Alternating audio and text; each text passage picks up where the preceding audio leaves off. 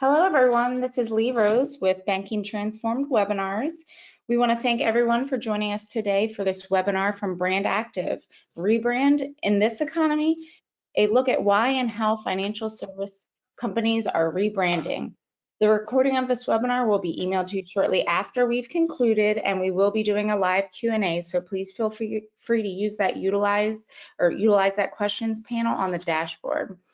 And now it's my pleasure to introduce Nicole Kemp, Practice Lead Brand and Marketing Operations at BrandActive, Chad Langford, VP of Marketing at Gesa Credit Union, Sarah Szilagyi, SVP Experience Operations and Chief of Staff at Co-op Financial Services, and Jim Maroos, co-publisher of the Financial Brand and owner of the Digital Banking Report. Jim, I'll let you go ahead and take it from here, please. Well, I'm really happy that everybody can make it to the podcast today. You know, it's really interesting as we look at what's going on in the marketplace right now. There is so much going on. And honestly, the marketing team is at the forefront of everything that's going on. They're in the spotlight more than ever. So why don't we start off with a poll question? The poll question is, what are the most common mistakes that marketers make when rebranding? We just want to get your impression of what you think the most common mistakes would be. So number one, not enough research, KPI setting, or post-launch tracking. Not high enough rebranding strategy created early in the process. In other words, we don't really have a place that we set up to go. Not securing the right level of funding for the impression. The lack of senior executive buy-in. Or an inconsistent brand experience or delays in the rollout. So if you can post your answers and then submit it, we'll look at the answers to give us a level set as to where we are today. Interesting. So what is interesting is it's really looking like the foundational issues are the biggest. So we looked at not enough research, maybe setting up in the beginning, no high-level rebrand strategy, and inconsistent brand experience. It's good to know that funds are not a problem. Lack of senior management consent or buy-in is not the problem. So we're going to ask our panel a number of questions, but before we do, let's talk a little bit about the environment we're in right now. First of all, we have never been in an environment like this before, as I've mentioned. More importantly, we have found in our research in the Digital Banking Report, we have situations that we didn't expect. For instance, branding and setting up a new brand was a real high rating in our trends and predictions report. We didn't expect that to get a high rating given all the other things going on. But what we found out was if you don't have a strong brand, if you don't show commitment to the community, to your customers, to your members, you're not going to be successful. So a lot of organizations have taken this time to transition to at least significantly adjust their brand or do a complete rebranding, which is amazing when you consider the fact we're doing this all remotely. Now, I really give a lot of credit to the organizations that have accomplished this and have tried this, because I think that, you know, with so many moving parts, to think that you could add one more big element to this, which is, can we make it so all of our organization can be really centralized over a brand new paradigm, a change in the marketplace at a time when everything else is changing. However, when we think about this, we also have to remember the consumers never looked at us the same way. They never looked at this as being so important in their lives. Everybody's under financial stress. They're looking for organizations that know them, understand them, and will reward them. This isn't just with points or products, but it's really, are you going to be positioned in a way that I want to call you my financial institution? Are you out for me or for you? Before the pandemic, many of us took a lot of effort to sell product.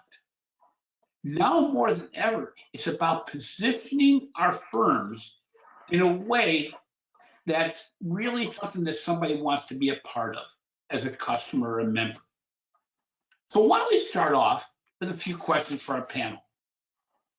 Yeah, I'm going to start with you right now, but what were the key drivers behind your company's decision to rebrand? Was the decision made before or after the pandemic as well? That's for Chad, I'm sorry. Oh, it's for me. um, well, our decision was specific to a merger that we merged with another credit union that made us the second largest credit union in the state of Washington, and so giving that as the catalyst to take advantage of that opportunity to potentially rebrand. We hadn't touched our brand since 1953, other than a couple logo updates. Which was another hurdle because we had said that we rebranded in the past just by updating the logo, which that's not a rebrand, and so that's a whole other conversation. But anyways, we took advantage of the opportunity with the acquisition to refresh that brand and really refine and sharpen our brand going forward. So Sarah, from your perspective, what were the key drivers behind your brand decision to rebrand and to reposition? Well, we also have a very tenured brand. At Co-op, our logo's been in place for the most part since the beginning of the company, and the company is now 40 years old. And frankly, in the last 5 years, we have made tremendous strides in innovation and the solutions we deliver to market. We have done a 180 with what we deliver, from a service all the way through the technology that we're developing. And so it was time. It was time for our brand, frankly, to catch up with what we were doing internally. So we made the decision about 2 or 3 years ago, and I think we'll talk more about the process of that. But it's been, like I said, a long time coming, and also a very big project to take on. So it's interesting, in both these situations, organizations did it because the company's changed in the last 40 to 50 years, which is easy to say, but it's something that many times gets put on the back burner. Nicole, from BrandActive's position, and we have 2 examples here, but overarching over the last year, over the last, let's say, 8-9 months, what's been the biggest reason why firms that you work with have looked to rebrand? Yeah, so it is really a mix of reasons that include sort of legacy issues that Sarah and Chad talked about, but also a lot of folks moving to centralization models. So from a highly decentralized organization where, the pandemic really brought about this idea that we need to cut costs, we need to do more with less, because a lot of organizations were responding to the pandemic or needing to cut operational costs. So what can we do and clean up our business operationally, and kind of bring everything together? And that could be centralizing your brand architecture, moving forward with a strategy that's more consolidated and more consistent, was definitely a big theme. But I think, like Sarah and Chad, a lot of organizations just had it in their plans to do for various reasons, whether it was entering into new markets or, expanding or shifting gears to respond to customer needs, that sort of thing. So it's really a plethora of reasons. So I'm going to stick with you for a second, Nicole. When you talk about, when you get involved, usually the initiative's already been improved internally. So they already have made a decision, we're going to go forward, we're going to do this. And by the time you get in, they've even, in some cases, picked their partner, but in some cases haven't.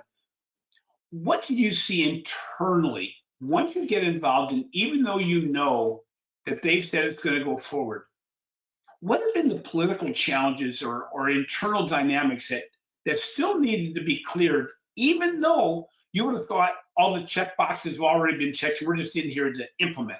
What have been the biggest challenges internally? Yeah, so it's interesting because, a lot of brand change is driven by customer insights and deep market research saying, here's why we need to make this change. But even in the light of deep qualitative or quantitative information, there's still a lot of emotion around brand. So whether it's a legacy brand that folks just are really tied to and have a lot of loyalty and heart behind, or if you're dealing with a merger and acquisition situation, of course, there's some emotion to being the taken over partner. So I would say certainly emotion has a lot to do with it, frankly, in getting people to buy into why this is a good idea, because folks are used to doing things the way that they've been doing things, or acting or holding certain values, and something new is introduced, and you really, really need to give them a reason why this is a good thing, not just for them, but for the customers, for the business. So there's sort of that internal buy-in, whether it's across the organization or even at the leadership level, I would say is certainly a big hurdle, even if you know it's the right thing to do. So Sarah, to you, obviously when you've gone 40 years without rebranding, it's not like somebody hasn't brought it up at least once in 40 years. So from your perspective, you obviously are certainly a major part of the go forward charge. You were leading the charge, and sometimes that, I think customers, something like that, there's some saying around, you're either going to get the arrows, you're going to get the praise. What were the challenges that you had getting top management to buy around, or was top management really the guiding force for the whole process? We were lucky because top management was definitely on board from the beginning. I think our challenges were more and are more operational in nature, meaning just the sheer taking the time to prioritize a rebrand is a challenging thing, right? When you're faced with so many areas you need to or want to spend as an organization. So getting buy-in from that perspective, everyone initially is, yes, we definitely need to rebrand. We need to refresh. We need to be seen the way we're actually operating. It's a wonderful thing, and everyone sees the value. But I think really selling it in a real way to help everyone understand what the effort's going to be from time, talent, and treasure. I mean, it's not just cost, but you have to really have everyone on board to be willing to spend the time and effort to make it happen and make it really successful. And so again, my team was lucky. We had top management buy-in, but it has been a process. And I think what's interesting, if I can, jump to today and dealing with COVID and especially the world of financial services, I think it kind of even sped up some of that conversation. It made slating in the work, right, again, operationally, a little challenging because we all had so many things that shifted how we do business in the last year and a half. But it also really tightened the need for making sure we're viewed by our clients who are credit unions and their members in the right light and in a really forward-thinking light and in a way that they understand that we're really here for them. So COVID did a really interesting thing in that it made it harder in one sense because we had so much we had to accomplish so fast, but also really brought us together as an organization as far as how we want to be viewed and how we want to serve. So the rebrand really helped us unify. So Chad, rebranding, I'm a marketer by trade and a salesperson by trade, but I've worked in financial institutes a lot of my career. Branding many times is aspirational, as well as talking about what you are. You're kind of talking about what you want to be or want to be viewed as. How do we bring that all together within the organization? How do you make it so that what you're trying to build aspirationally, it really transcends into your workforce and into your teams, into your leadership, into what you do daily? How do you make it so the branding actually is an honest description of who your organization is? Yeah, and that's a significant challenge. I mean, it's as I mentioned before, changing the logo, which employees had considered a rebrand, doesn't really necessarily fit that description or definition. And it was very important to get the buy-in from every single level, from executives all the way down to the individual team members, to really be a part of that evolution. So we involved everyone at different levels and in a different timeline, and helping us to choose, what our new brand was going to be moving forward. What do we want to be to our members? What do we want to represent? How do we want to be viewed? What perspective do we want our current members and prospective members to have of us?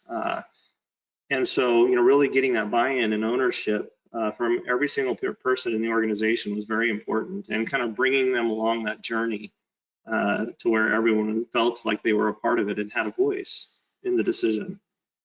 So Nicole, your team's brought in an organization wants to do a rebrand, and let's say you come across an organization that what you see and what they're saying, there's a big disconnect. In other words, they say we're a digital first organization, and you're going, that's going to be a tough one to sell when you got some of the big boys in your marketplace, and you can't sell what's not real.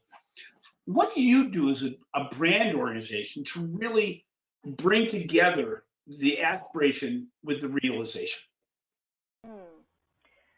Yeah, that's a great question. So one of the things that we look at is similar to what Sarah was talking about as one of the challenges is essentially implementing and empowering the brand within the organization. So how do you make sure every individual across the organization, that especially everyone, but especially those who are managing branded assets, make sure they fully understand not just what they need to do, right? Like how, to Chad's point, like where does the logo go? How do I use the guidelines? Is very surface level understanding of the brand. What we instruct clients to do is move beyond the what and get to the why. Like, why are we doing this again? And that starts to help to build not just understanding, but loyalty and adoption. So if we see that gap in the organization, a lot of times we'll instruct the client. I mean, we're talking to everyone in the organization to help activate and implement the brand. And that's a great opportunity to raise those issues to our clients, who are typically the CMOs or running the brand program, to say, here are the gaps operationally that you need to fill in order to make this strategy realized in market, right? So in between that strategy and execution, there's a whole list of operational elements that you need to think about, and we can help identify those gaps, and we have to do that quite often, to your point. A lot of leadership might not understand or see all of the gaps to realize the strategy once getting to execution. So I think, just before we take our next poll question, I think it's interesting because in indirect ways, Sarah, Chad, and Nicole said the same thing, that rebranding isn't necessarily a marketing endeavor, it's an organizational endeavor. It is an operational endeavor. I mean, Sarah even said, we had to make sure our back office was in alignment with what we were saying we wanted to do. And that's one of the major roles of a company like BrandActive, is that it's not just they're saying, where do you want us to put this nice new logo? Or do you want us to develop a really nice new fancy logo and we'll put on everything? That's not rebranding. Rebranding is really part of an overall repositioning process. And it's one that, again, these organizations have said it, and Nicole said it about BrandActive, is that you have to dig to the I'm going to say the lowest levels of the organization, but the part of the organization that maybe don't ever come in contact with a client to say, how do we implement this correctly? So let's take our second poll question right now. So which of these strategic marketing initiatives will your organization be looking to take on in the next 12 to 18 months? Number one, a full organizational rebrand, redefining your current marketing strategy and positioning, operationally improving to increase brand consistency, transactions, in other words, a merger, an acquisition, or a divestiture, or redefine or expand your brand offering or your product portfolio. We're going to take a couple seconds to figure this out. And I think it's important, if you look at these parts of the questions, there's a lot of components to rebranding. There's a lot of ways to look at rebranding, either on the contextual side overall, or simply as parcel with what we're doing business. So it's interesting. 33% of organizations on the webinar today are going to do a full organizational rebrand. So that's one thing to remember, is that no matter where you are in the US right now, if you have 5 organizations, one on the right or one on the left, one of you is going to be going through a complete rebrand beyond you. So that's important to realize, that part of this is about positioning. Are you going to be positioned well once the other's set? It's a chess game. It's moving parts all the time. So Chad, overall, what do you wish you knew before you embarked on your brand change?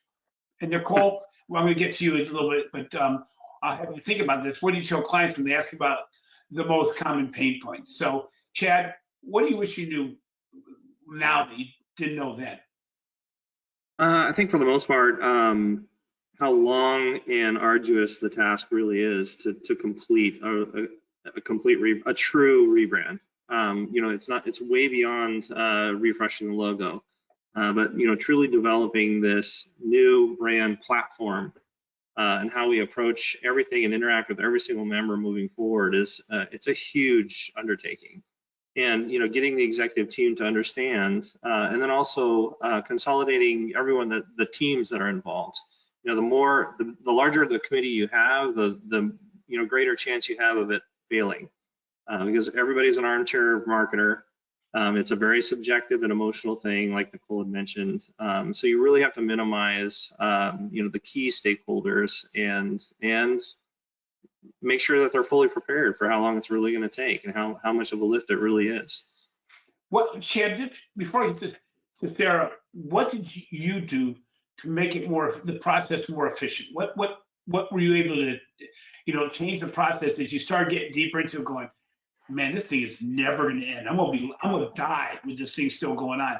What did you make it more efficient? Did you make the group smaller? Did you give more guidance? What did you do to find that you found worked?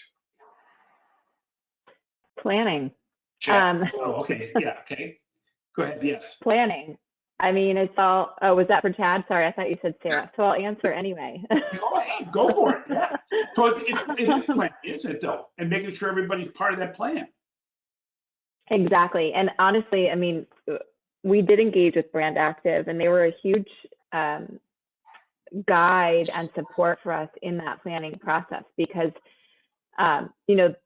the fun part, quote unquote, of figuring out who you are, writing the repositioning, really making sure that you feel like it's super on point, and then ensuring that the visual support aligns with that position. That's all great, and that takes quite a bit of time.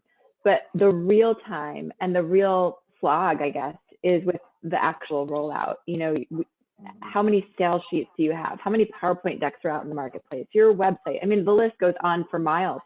So planning up front, taking the time to really understand where all those assets are, how you're going to approach them, deciding up front, hey, I'm going to take 18 months to do this, and just know that, and know in what priority order you're going to roll all that out. That makes it a million times easier to undertake. And then everyone's on the same page too. And you can plan your costs accordingly. So planning.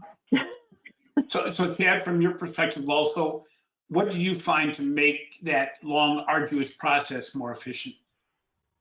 Yeah, I mean, same as what Sarah said. I mean, it's all about the planning. It's working with an organization like BrandActive, who has a lot of experience and that is able to say, hey, here's the challenges that you're going to face, and here's how we're going to plan around those before they happen. Is a huge help. And unfortunately, we didn't engage with BrandActive until later in the process. But again, to Sarah's point, there are so many. We identified over 2,200 elements that we have to update. It's just a huge undertaking, and then we wanted to be more thoughtful in the process too, because you don't want to just cut and paste the old logo, the new logo over the old logo. We're trying to approach it very thoughtfully, like what needs to be rebranded and how does it need to be rebranded, not just like for like. That's easy if you're doing it that way. But it's not the best use of the brand. So it's just a long process, and the better you can plan it out ahead of time and just let everyone know, all the different business units and stakeholders, here's the schedule, here's the timeline, here's how we're going to do it. That just makes everybody feel a lot more comfortable and making sure that we're doing it correctly.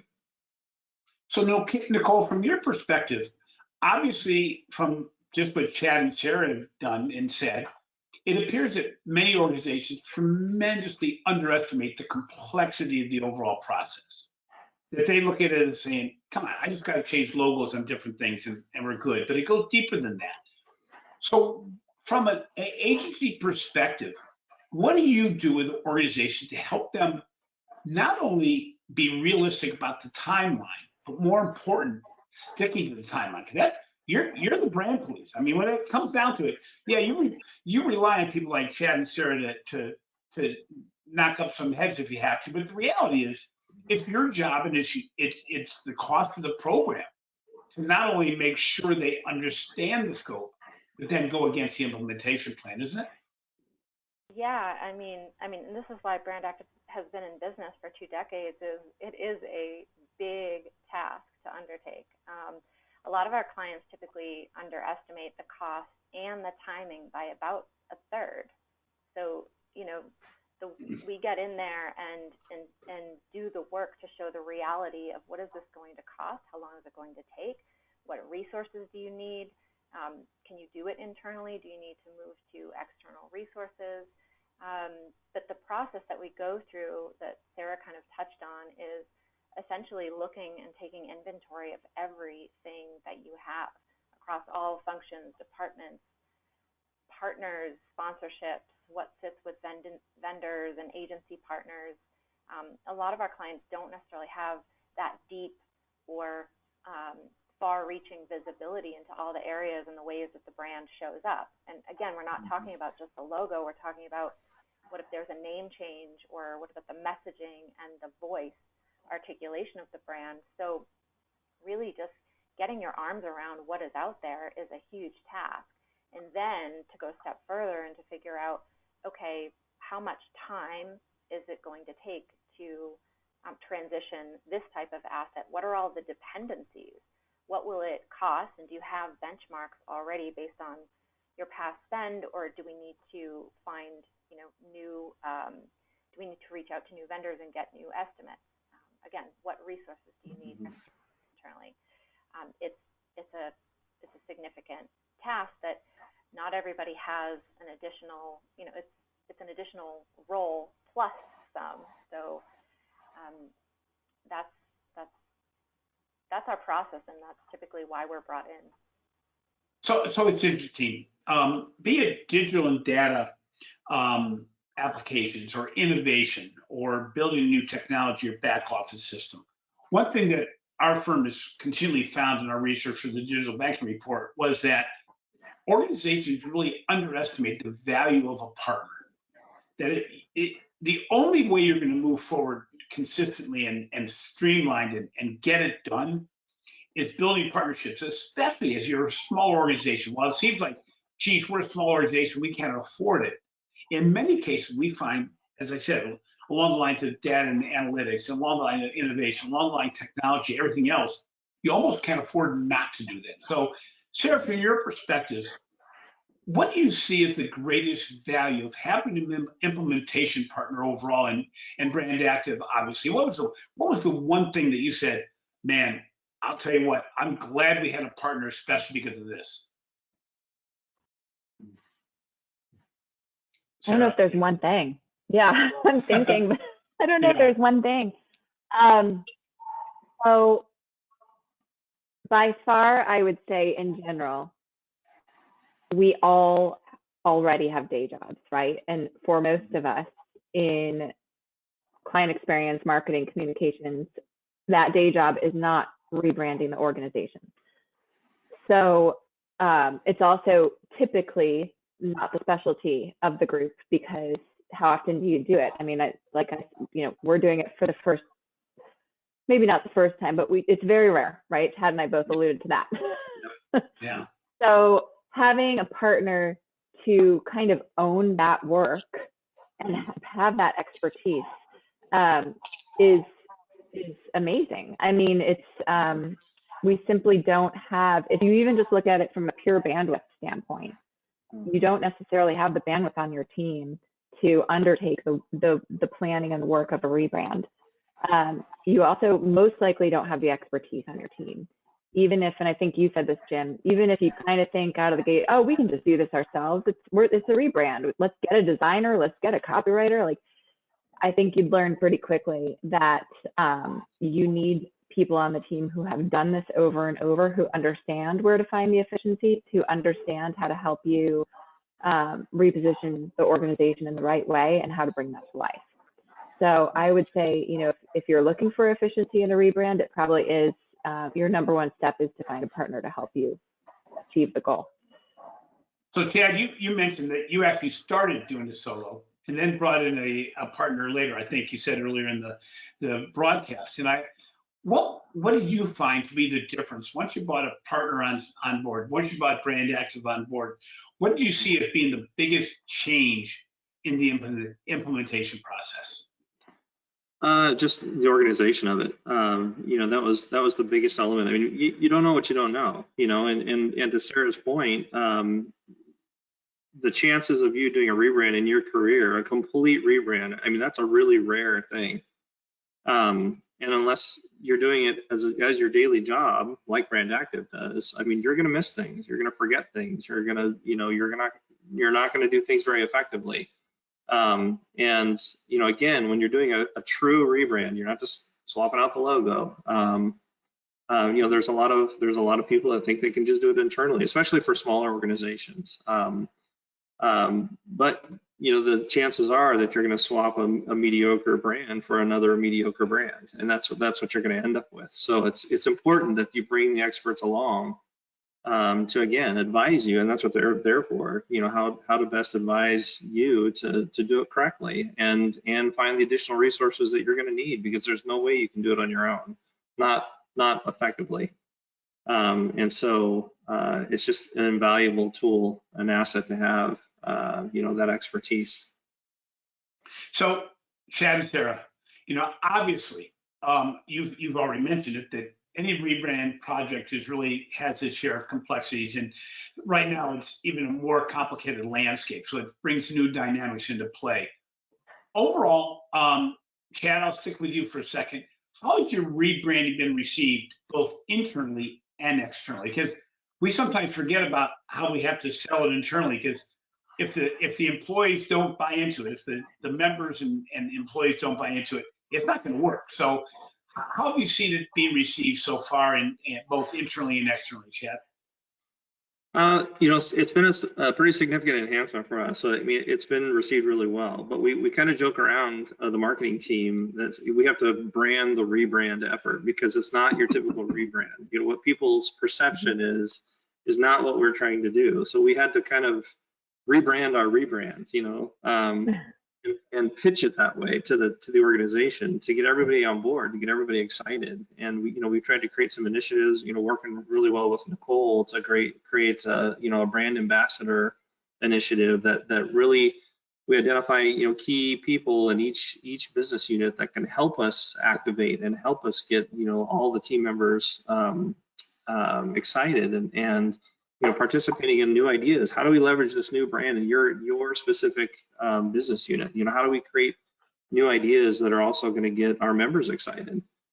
So we've been really fortunate that we've, in that process, kind of some disruptive ideas have come out of that that we're really excited about. So it's really going to be a differentiator for us in several different ways, because that's the way that BrandActive, you know, suggested that we roll that out. So from an external basis, though, you know, with your members, you know, nobody likes change, and many times you could rebrand. I mean, I was in an organization, we did a rebranding, and one of the things we did for the rebranding was only on a debit card, mind you. But one of the things that happened, we had a little hiccup in the ATM system, and all of a sudden the rebranding gets blamed, and they use that as a fallback. So how's the rebranding been received from your members, by your members, sorry? Well, so far we haven't, there's no, you know, rebrand awareness with our members at all as of yet. We're still, you know, kind of mid-process, Okay. so I don't have anything on that yet, but we are very excited, because with the focus group, we have done a ton of research. You know, we believe in, you know, data-driven efforts as much as possible, trying to remove that emotional aspect as much as we can. But I will say that all the focus groups that we've had, it's very, very exciting. We're really, really excited to launch it. That's great. And Sarah, how's rebranding been received by your employees, as well as, and if you've rolled it out by your member base overall? We also have yet to roll it out Okay. externally to our clients. it is really important to roll out internally first, as Chad spoke to. Make sure everyone's on board, get everyone excited, and we're in the process of doing that. I anticipate it will be received well. We also are in the process of planning what that rollout campaign, so to speak, looks like, because I do think you need to take the time to introduce people to what the brand is and why you've done it. They're invested, our clients are invested in our brand and in our organization, emotionally, and in some cases even, you know, we are actually owned by 900 of our clients, so we actually have you know, they actually feel, they not only feel ownership, there actually is ownership. So we have to be very careful with that, take it very seriously, and make sure that they are as excited about where we are going as we are. So I think that's, and again, I know I keep bringing up COVID, but you know, back to the poll you did, the last poll with, I think 30% of the people said they're looking to embark on a new brand in the coming year. I think that's because the world has changed drastically, and we want to honor that. We want to be sure that when we roll out our new brand, that it's with the understanding that we're responding to the world in 2021 and into 2022, and not the world that we all lived in 2019, because it's very different. So great answer. And Nicole, from your perspective, you know, from the standpoint of rolling out a new brand, what one thing would you like to make sure that every financial institution understands when they roll it out that will impact the success in the marketplace going forward? Again, I think I'd come back to that operational component. So, you know, not just looking at how you're going to make the rebrand happen. I'm talking about ongoing operations and brand governance, right? So I think a lot of organizations are so focused on building the strategy, all the sexy stuff that Sarah talked about, right? The creative, the architecture, and there's a lot of momentum and excitement about getting the brand out there. But there is a strong consideration that you need to think about even before launch, which is, how are we going to support this strategy for the long term? How do we make sure we're upholding this you know, this new strategy, and we're protecting the investment we're making in this whole new approach?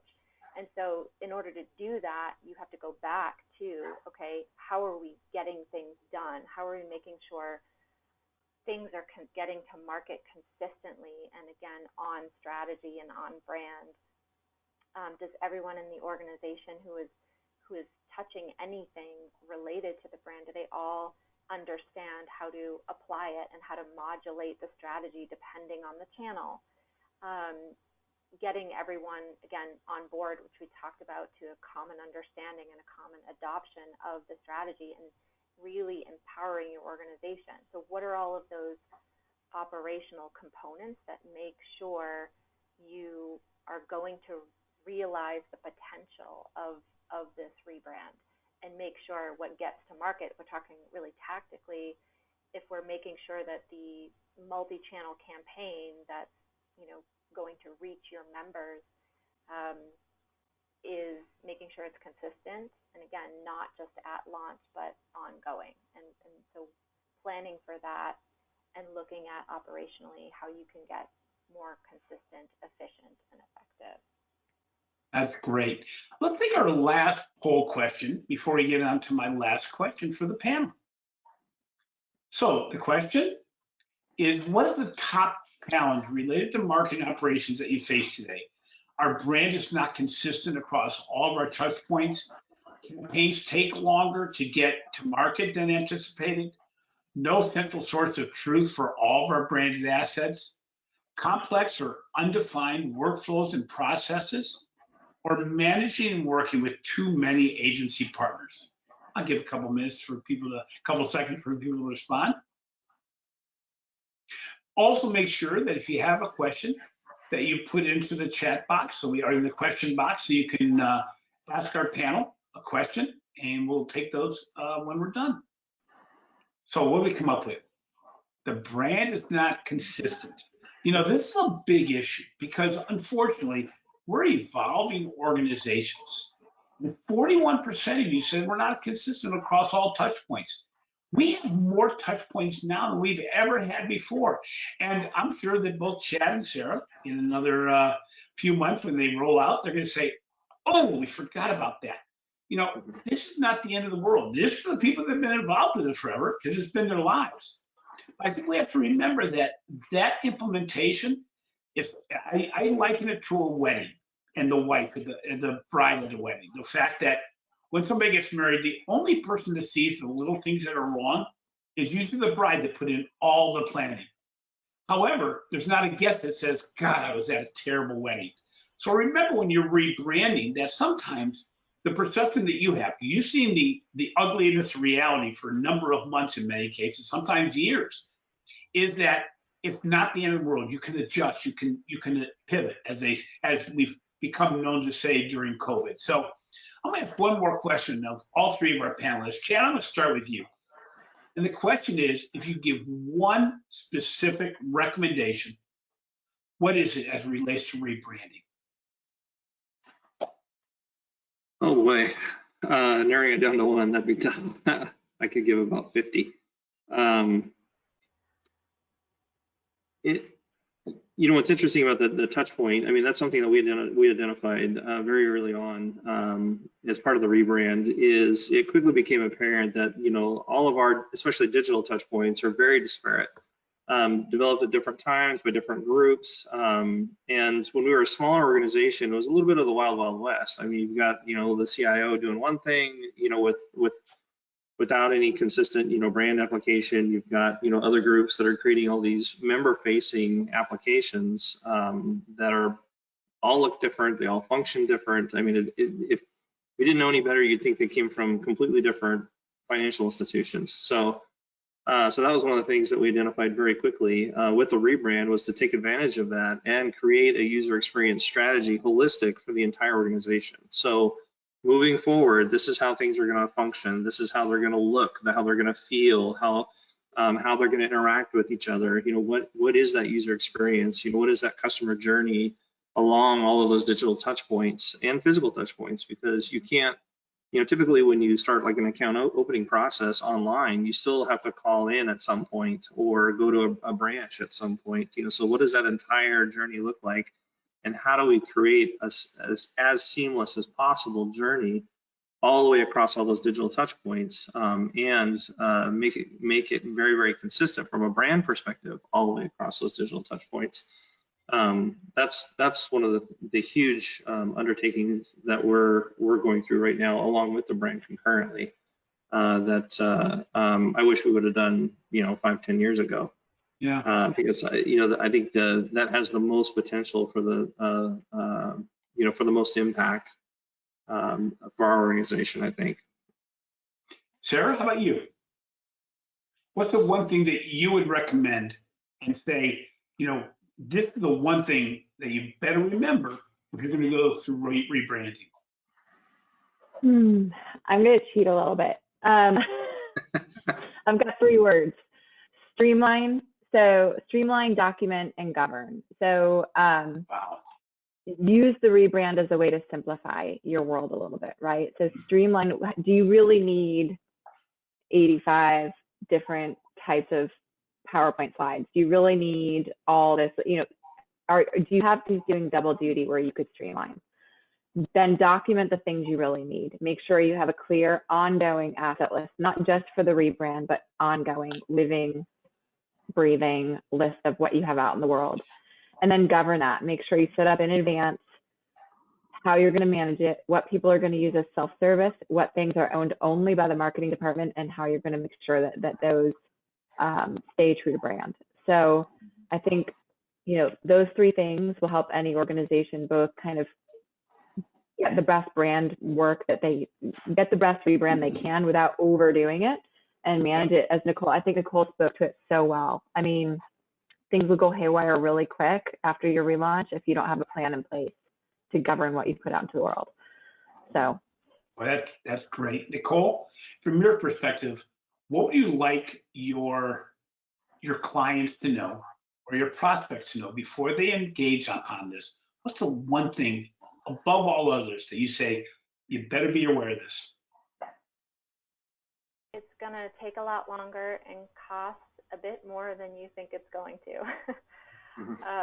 It's probably just a set reality.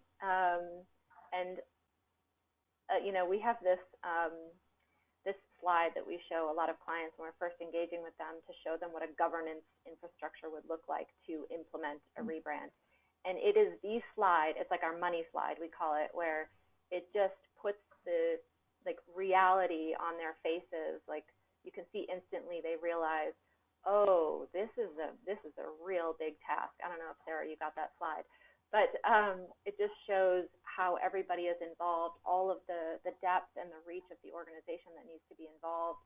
And so I think what we like to bring is just the reality of the situation. It's not to scare anyone. It's just to say, okay, like we're in this now.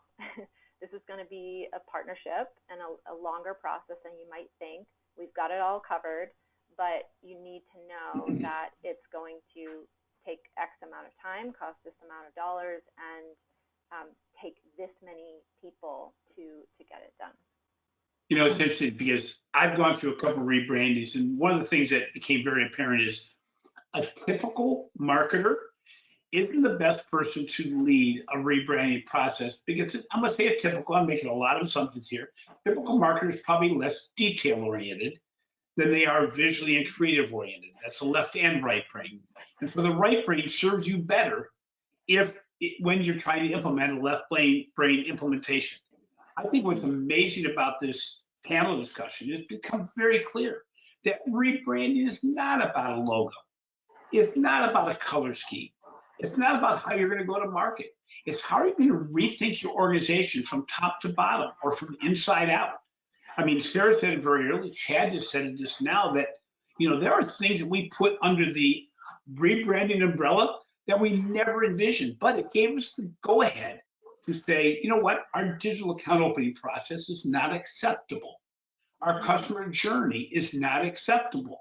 We can't live this brand without doing X, Y, and Z, which is so important because from a marketer standpoint, you've already been, as I said at the beginning of the podcast or the broadcast, you're already in the spotlight. You're already on stage. You've been on stage since the beginning of COVID because they immediately came to you and said, how can we market the fact we don't have what customers want and members want right this second?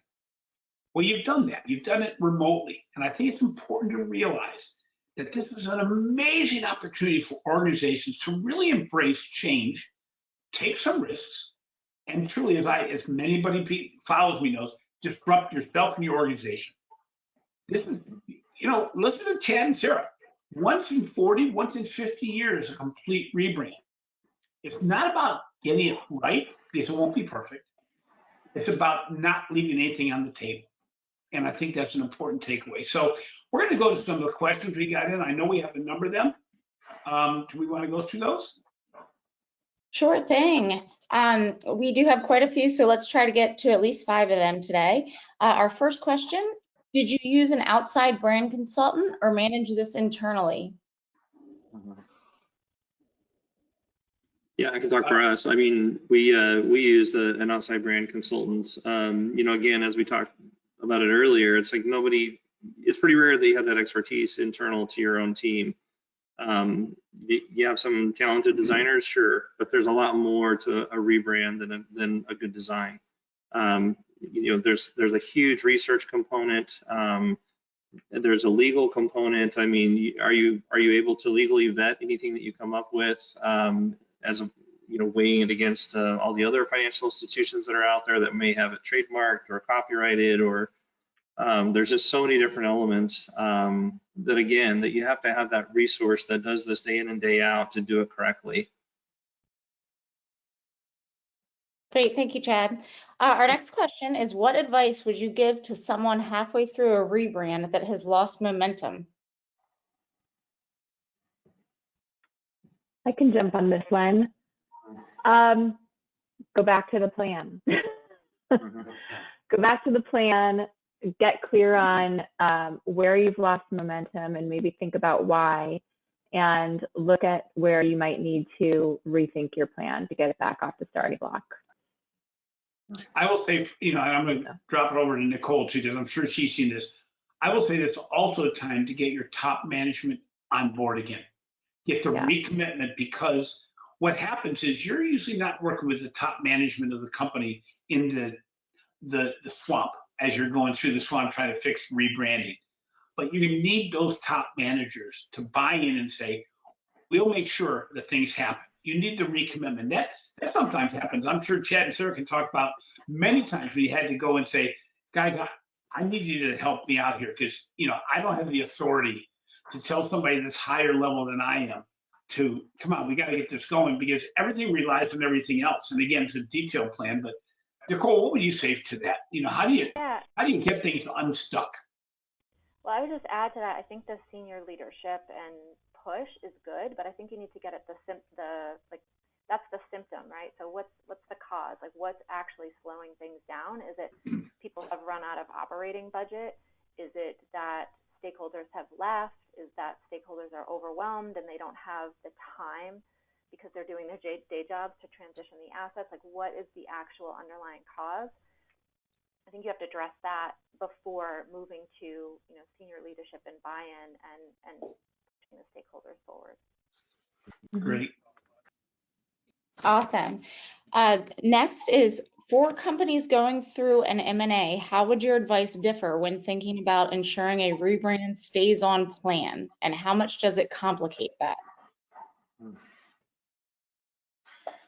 I can speak to that one a little bit. I mean, ours was, a catalyst of a merger and acquisition. So, when you're bringing two organizations together and there's a lot of, competing emotions where you have, which brand is going to survive, which one is going to feel like they're being taken over, even though it's supposed to be a merger of equals, if that's how you're approaching it.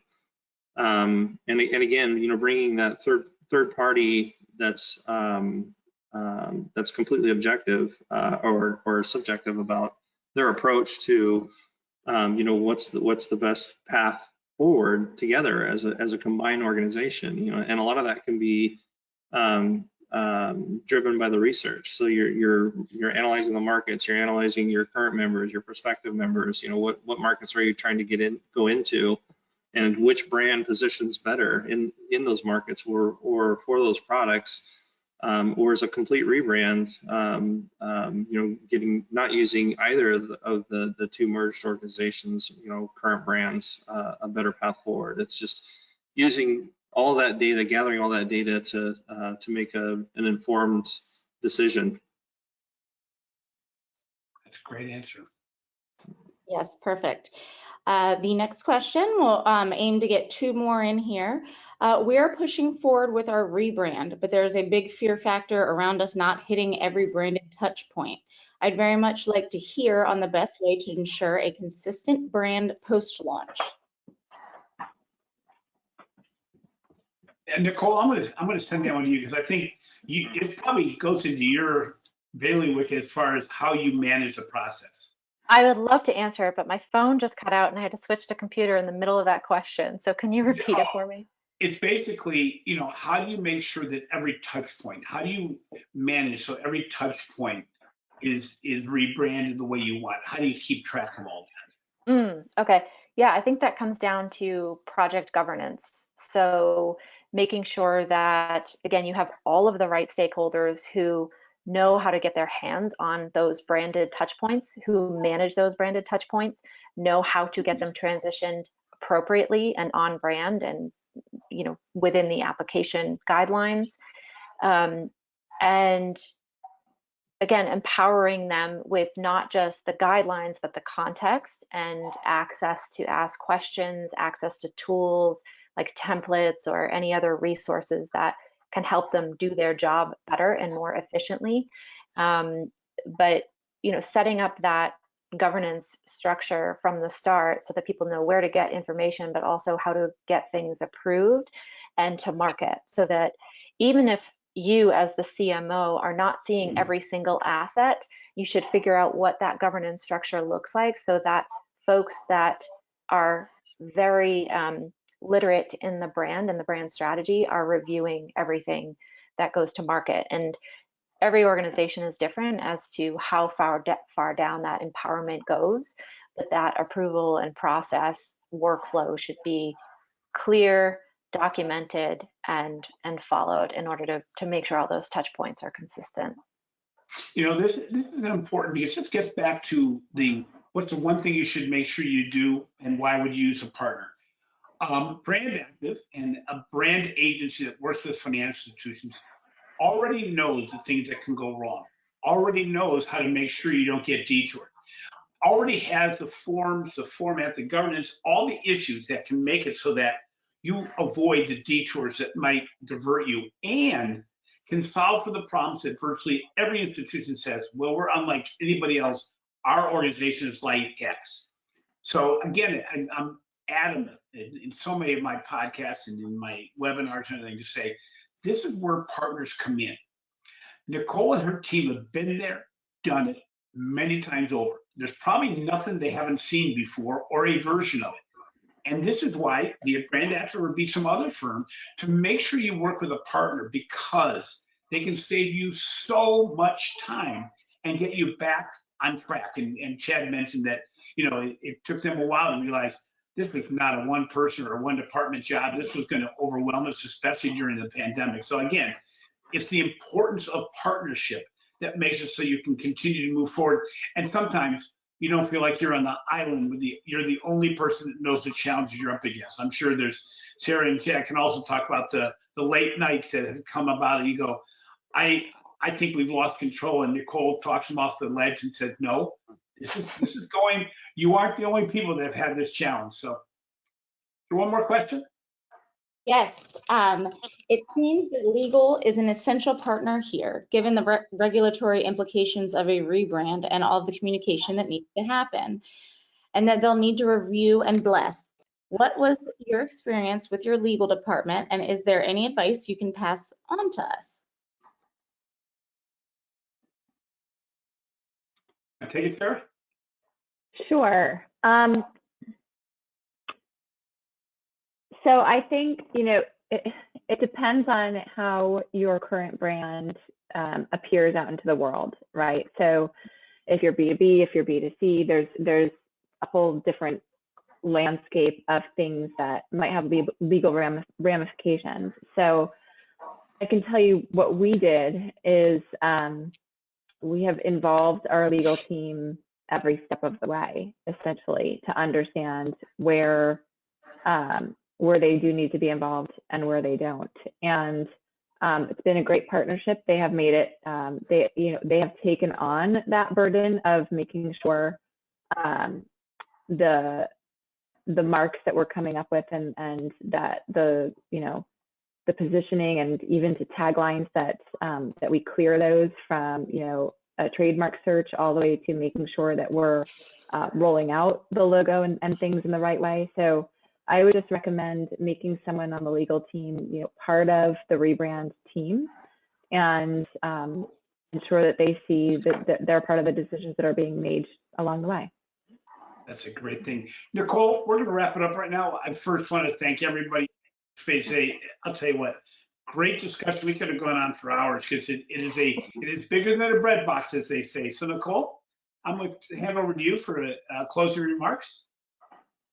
Yeah, no, just wanted to thank all the participants and panelists for today. And I hope I thought initially, I was like, oh, I might have scared everyone by saying it's going to cost more and take a lot more time.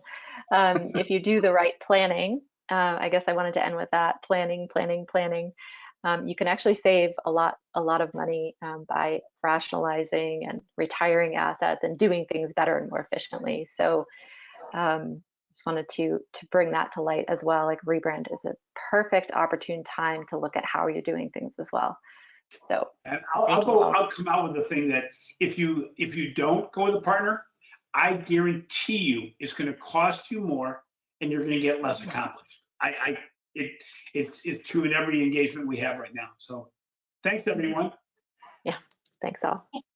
Awesome. Thank you, Nicole, Sarah, and Jim. Of course, BrandActive for today's webinar. We will be sending along an email to everyone's inbox in a bit with an on-demand link if you'd like to rewatch that or share it with your team. Thanks so much to everyone who joined us. Have a great day. Thank you.